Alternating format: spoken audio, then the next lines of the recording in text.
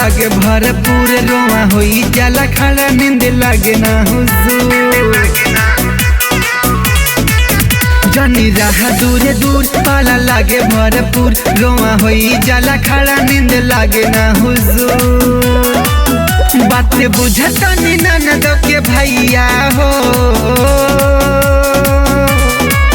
राजा कई दना आड़ बड़ी लगता ते जड़ काम करे न रजैया हो राजा कई दना आड़ बड़ी लगता ते जड़ काम करे न रजैया हो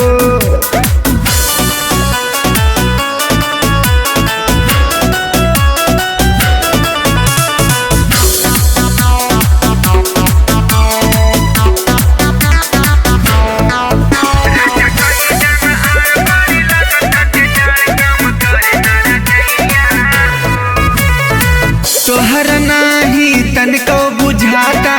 चुआता ठोपे ठोपे पानी हो नरम नकिया लाल हो गइल कब से रगड़त बानी हो तोहर नाही तनको बुझाता चुआता ठोपे ठोपे पानी हो नरम नकिया लाल हो गइल कब से रगड़त बानी हो भोरे लावे पारी तोह के दबैया हो राजा कई दाना आड़ बड़ी लगता के जड़ काम करे न रजैया हो राजा कई दाना आड़ बड़ी लगता के जड़ काम करे न रजैया हो